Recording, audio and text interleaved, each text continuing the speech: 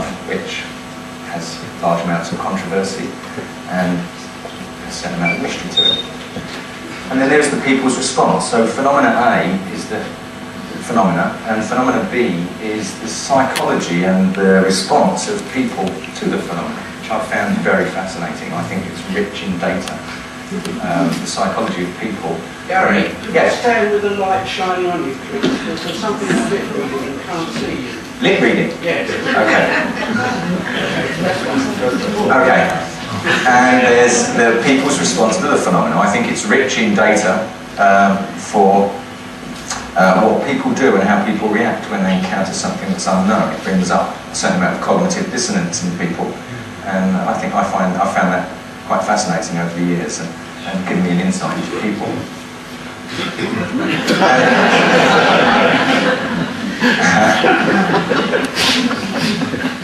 There's two ways of approaching the research to the phenomena. You can look at the mechanism, who's doing it and how, or is there any meaning to be derived from it. And initially, when you first encounter the phenomena, everybody wants to know who's doing it and how, and is it little green men, as was mentioned earlier, or something like that.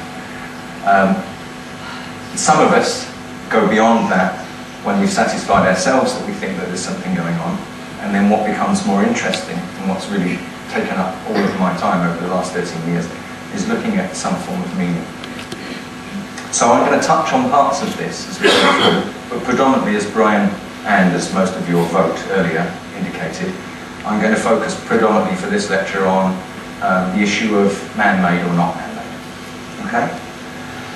But before I do, I just want to run you through, very quickly, some formations, so that you can see what it is we're actually looking at, because these don't get put in the press. There's probably about 30 formations or more here I'm going to show you, and that is amongst now almost 7,000 formations that have appeared in the last 30 years in Wiltshire alone. Okay?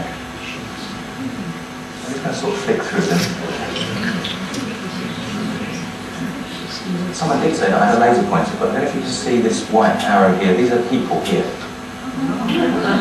Yeah? That's a close-up.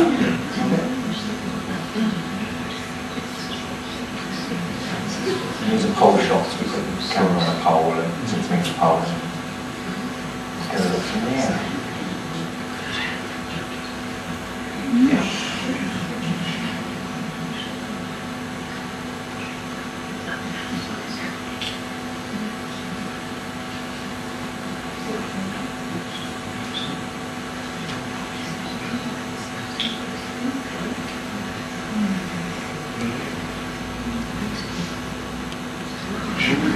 So I can just tell you that the width between these tram lines is approximately 70 feet. And if you look at this design, the way that this just touches up against this burial mound here, just there, look, this one just touches up against this tram line. This is very perfectly placed. An excellent piece of engineering. This is also huge. It's a molecule, sort of, chemical molecule it looks like. As it goes up and down a little, this my chemistry, isn't it? Again, there's the people inside to give you a little perspective. You've never seen formations like this, have you? This is what I walk in, day out, from April until September. I take tour guides around, people who come from all over the world. I take them inside formations.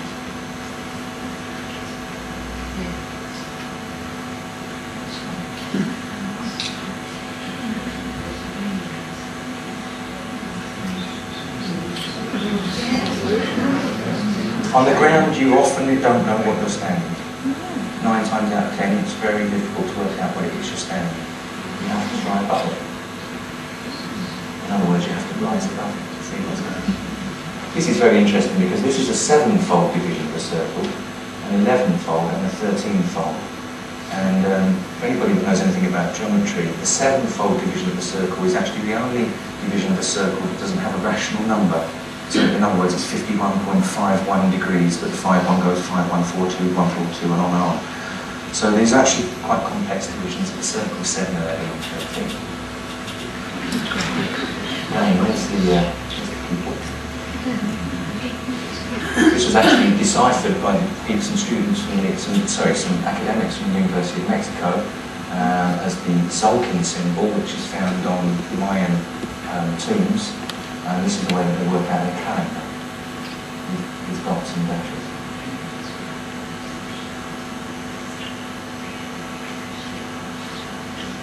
This is some of the detail we see on the ground. It's not crushed, it's not flattened. It's, as representatives said earlier, it's weaved, and weaved plastered together.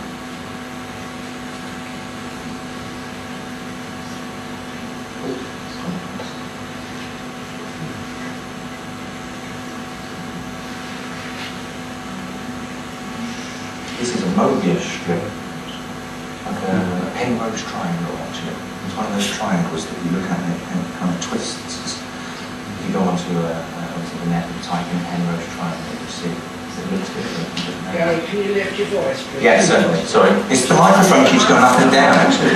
No, it's when you're turned away. When you're turned When I'm turning away. Yeah. Okay. I've got no screen here unfortunately, so I've got to look that way. But if I orient myself, is that okay? Yeah, that's right. Okay.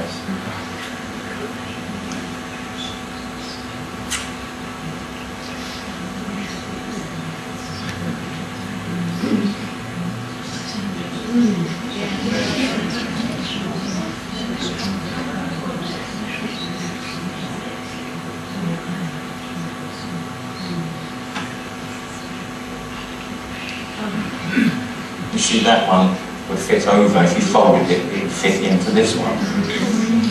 Very clever. It's you move the point of the compass if you were trying to create a different radio. Difficult to do on paper.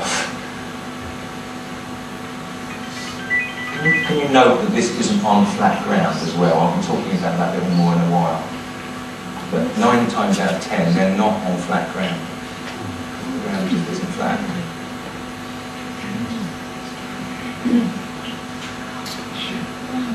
Impressive, aren't they? They're huge and they're beautiful.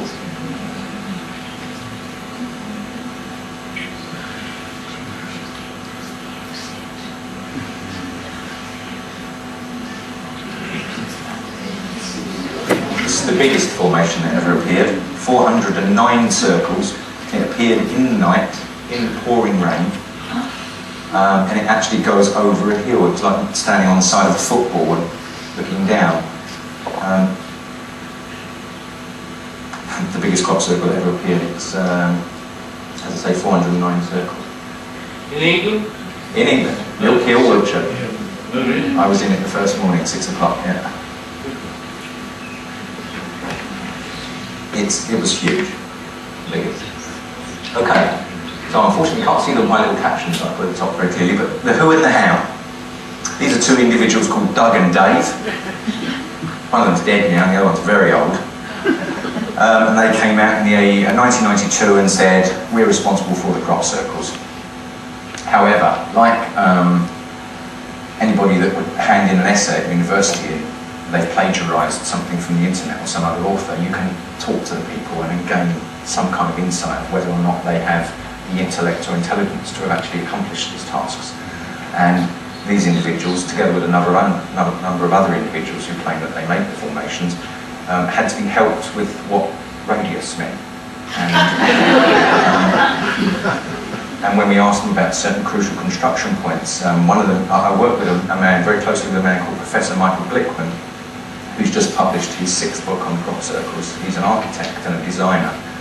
And in his words, he says, I know how to make things on planet Earth. And I know that anybody that unpacks an IKEA flat pack or builds a kitchen extension experiences that they go over budget and that they go over time. And these things are normal and human. When he first walked into his, the first crop circle he ever walked into in 1990, he was dumbfounded because he